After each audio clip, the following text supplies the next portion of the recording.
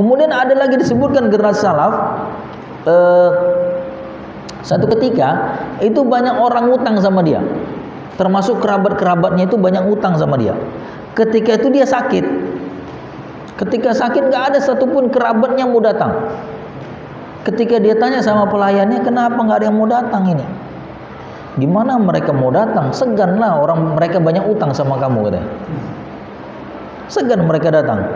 Maka dia mengatakan kepada pelayannya, umumkan, barang siapa yang berutang sama saya, maka saya lunasi utangnya. Akhirnya apa yang terjadi? Banyak orang datang ke rumahnya, sampai tangga rumahnya retak, patah. Saking banyaknya orang yang datang ke rumahnya, menunjukkan berarti ini orang mudah meminjamkan uangnya kepada orang lain. Tapi dia mengatakan ketika sedang sakit, lunas semua utangnya. Ini dermawannya luar biasa. Sahabat Utsman bin Affan, punya sahabat namanya Thalhah bin Ubaidillah. Suatu ketika Thalhah ini pinjam uang sama Utsman. Kemudian kumpulin uangnya, sudah terkumpul, dia datangin Utsman. Utsman, ini uangnya udah ada nih, saya mau bayar utang nih. Apa kata Utsman? Udah, nggak usah kamu bayar utangmu, sudah saya anggap lunas. Loh, kenapa? Kenapa utangnya kamu anggap lunas? Karena kebaikanmu. Karena kamu adalah orang yang punya kepribadian yang baik, maka saya anggap hutangmu lunas.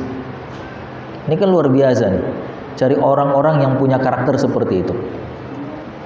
Nah, jemaah sekalian, hamba-hamba yang dimuliakan Allah Subhanahu wa taala, hari ini langkah cari orang yang dermawan seperti itu.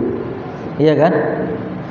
Kita punya cari orang yang kita bisa ngutang sama dia, kemudian di kemudian hari dia mengatakan utangnya lunas. Ini sulit cari orang yang seperti itu, langka. Cari orang yang mau ngutangin tapi dianggap lunas utangnya. Nah, jamaah sekalian, hamba-hamba yang dimuliakan Allah Subhanahu wa taala, satu ketika, ini memang generasi-generasi dulu luar biasa. Ada seorang laki-laki mengirimkan permintaan kepada Abdullah. Mintanya simpel saja. Saya ingin minum segelas air susu kambing. Minum segelas susu kambing. Karena si Abdullah ini punya ternak kambing. Abdullah ini punya ternak kambing.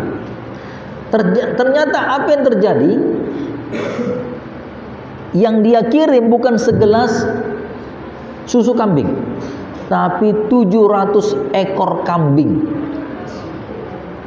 Baru cuma minta apa? Mau minum segelas susu kambing. Yang dikirim adalah 700 ekor kambing. Nih, untukmu semua. Kamu bisa minum sepuas-puasnya. Memang orang dulu luar biasa. Karena jemaah sekalian, hamba-hamba yang dimuliakan Allah Subhanahu wa taala, bahkan istri Rasul bernama Aisyah radhiyallahu anha itu mempraktekkan, kalau ada orang datang ke rumahnya minta kasih. Minta kasih. Sampai ketika dia mau buka puasa, dia bilang sama pelayannya, hidangkan makanan untuk buka puasa. Tapi ternyata Aisyah ketika dia berbuka puasa, ternyata makanan yang dia makan ketika buka puasa cuma roti dan minyak. Ya mungkin minyak zaitun lah. Nggak mewah. Nggak mewah, roti dan minyak. Karena kalau orang Arab, kalau di rumahnya ada kurma, itu dianggap orang itu kaya. Ternyata Aisyah itu buka puasanya nggak pakai kurma, pakai roti dan minyak.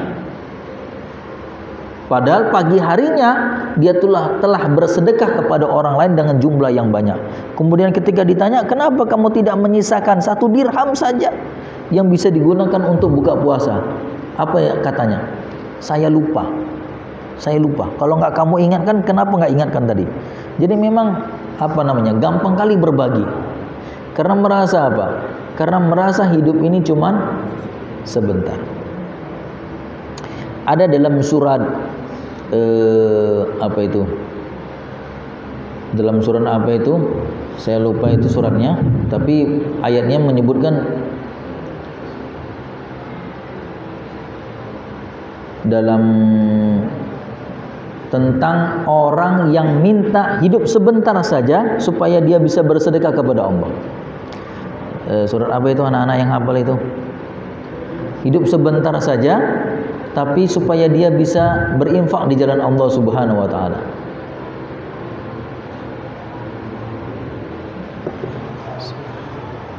Ada yang hafal? Enggak ada ya? Nah, kita lanjutkan.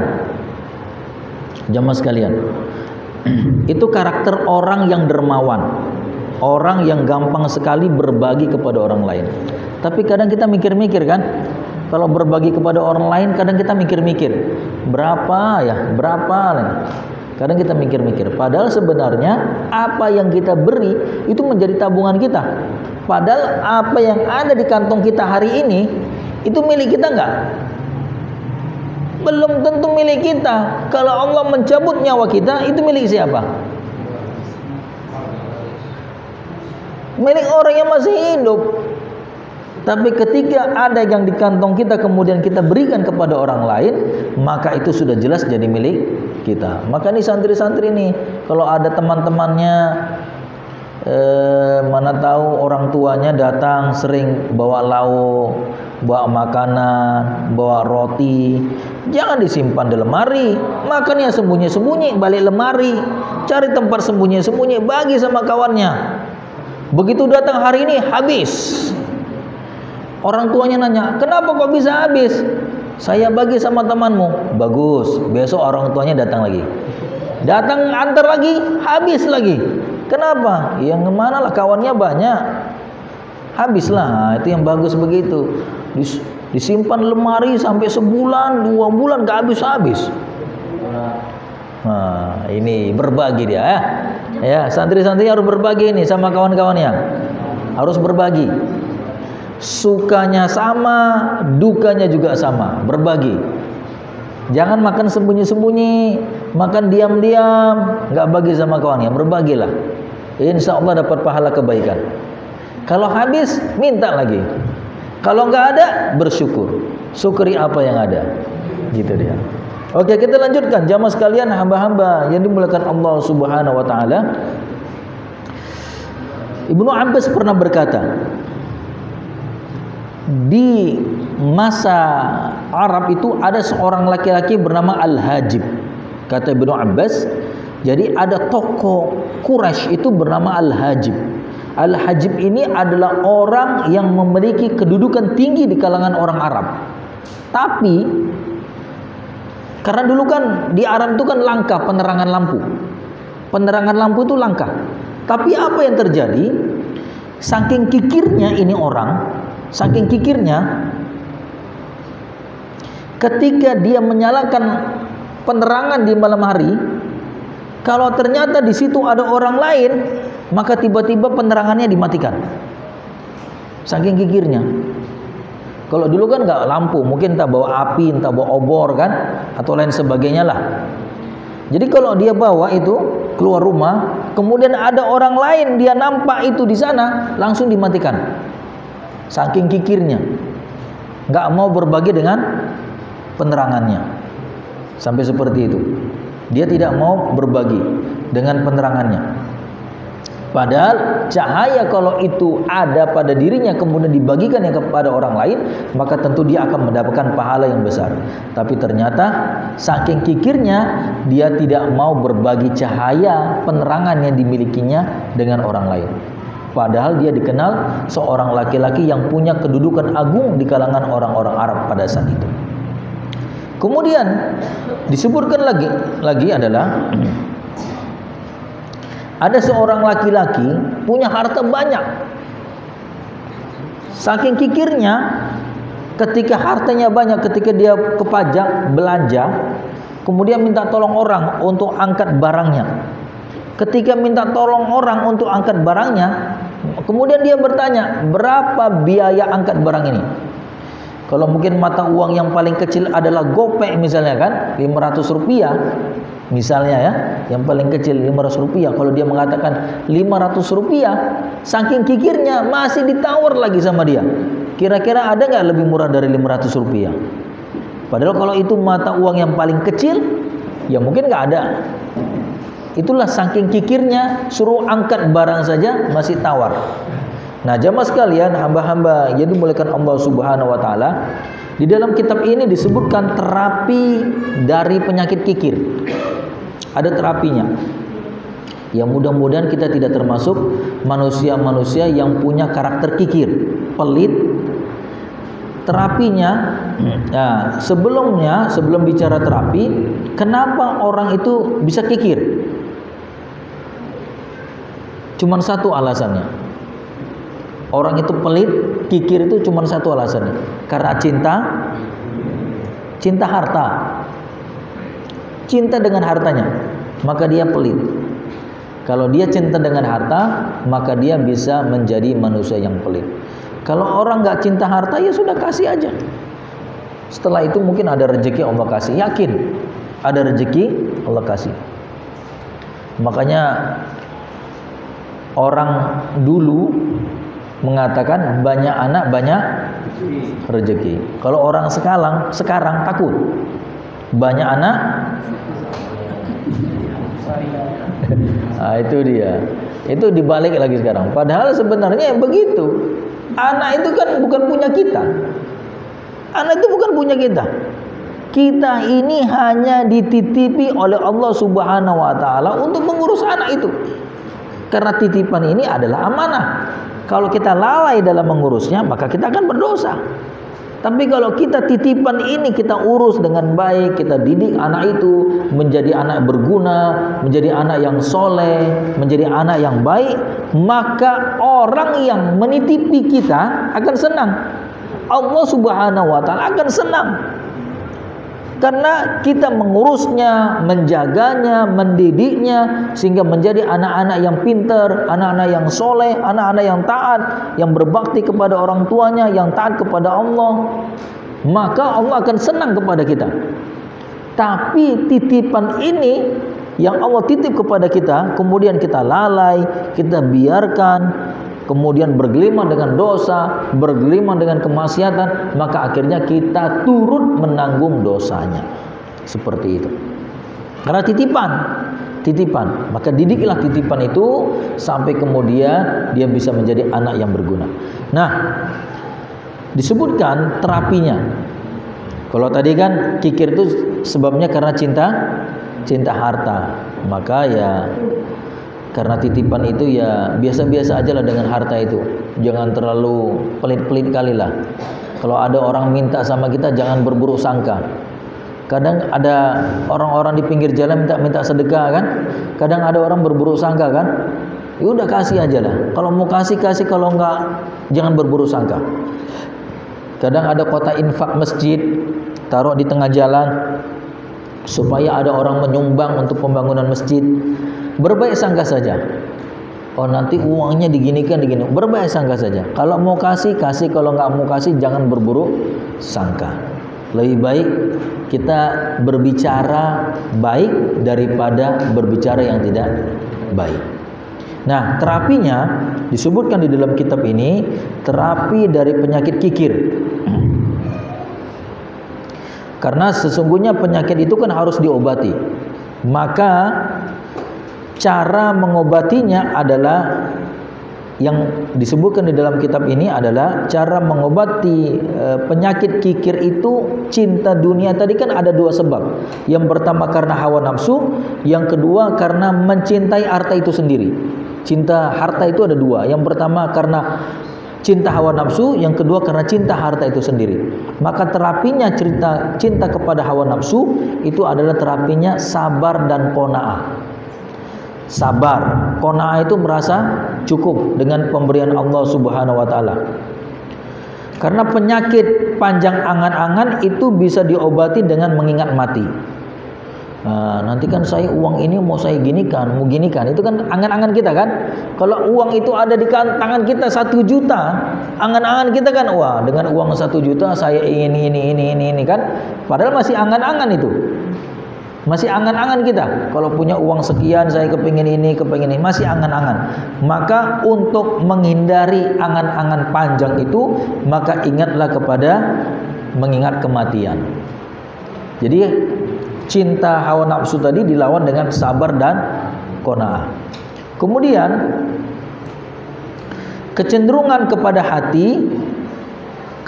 hati kepada anak itu bisa diobatin dengan meyakini bahwa Allah menciptakan rizkinya bersamanya. Ini kan uang yang mau kebawa untuk anak ini. Yakin saja anak titipan Allah itu ada, masing-masing ada rizkinya.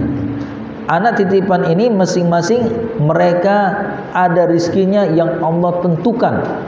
Dan kita nggak tahu, masing-masing anak punya rizki yang berbeda-beda. Maka di dalam kitab ini disebutkan adalah kecenderungan hati kepada anak itu bisa diobati dengan meyakini bahwa Allah yang menciptakan rizkinya bersamanya. Tidak sedikit orang yang tidak mewarisi apapun menjadi lebih baik kehidupannya daripada orang yang mewarisi. Ada orang yang ketika mati nggak ada warisin harta kepada anaknya, tapi anaknya nggak ada yang melarat karena sudah dididik, sudah ditanamkan kepada anaknya pendidikan agama yang baik. Tapi justru ada orang ketika meninggal dunia banyak mewariskan hartanya kepada anaknya, justru mendatangkan malapetaka. Anaknya berantem. Akhirnya anaknya terjadi sengketa di antara masing-masing anak. Padahal Rasulullah SAW ketika meninggal dunia nggak ada warisin harta untuk anaknya, nggak ada, tidak mewarisin apapun kepada anaknya bernama Aisyah, nggak ada. Kepada Fatimah tidak ada mewarisin apapun kepada Fatimah, nggak ada. Tapi ternyata kita lihat dalam sejarah, tidak ada dicatat dalam sejarah Fatimah itu mengemis-ngemis, nggak ada. Tapi ternyata rizkinya ada, telah diatur oleh Allah Subhanahu wa taala. Maka jemaah sekalian, hamba-hamba yang dimuliakan Allah Subhanahu wa taala, maka untuk menghindari terapi kikir tadi sekali lagi adalah kita harus hindari dari mencintai hawa nafsu, yaitu dengan sabar dan qanaah. Kemudian penyakit angan-angan tadi bisa diobati dengan mengingat kematian. Kemudian kecenderungan kepada anak dengan meyakini masing-masing anak ada rizkinya, sudah ditentukan oleh Allah Subhanahu wa taala. Inilah kajian kita pada malam hari ini. Salasun munjiat wa salasun muhlikat. Ada 3 perkara yang bikin kita sukses dan ada 3 perkara yang bikin kita hancur. Yang bikin kita sukses adalah, yang pertama adalah takut kepada Allah baik dalam keadaan sendiri maupun terang-terangan. Yang kedua adalah seimbang baik ketika kaya maupun ketika miskin. Kemudian yang ketiga adalah yang perlu diperhatikan adalah apa? Adil ketika dalam keadaan ridho maupun ketika dalam keadaan marah. Kemudian 3 perkara yang bikin kita hancur, bikin kita rusak adalah mengikuti sifat bakhil pada diri kita. Kalau karakter bakhil kita ikutin, maka itu akan memberikan kehancuran pada diri kita. Lawan, berikan apa yang ada, berikan. Yakin rezeki itu akan ada. Saya yakin orang yang laris usahanya, mudah rezekinya, kemungkinan besar mereka adalah orang yang mudah berbagi kepada orang lain. Orang yang laris usahanya, rezekinya dilapangkan sama Allah Subhanahu wa taala, urusannya dimudahkan sama Allah.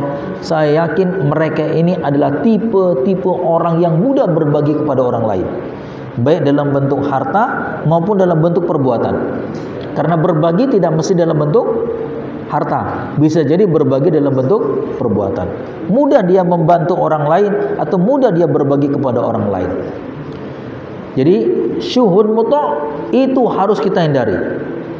Kemudian yang kedua yang bikin kita hancur adalah, yang bikin kita tidak baik adalah, yang kedua yang harus kita hindari adalah jangan sampai kita menjadi insan-insan yang sebutkan apa tadi?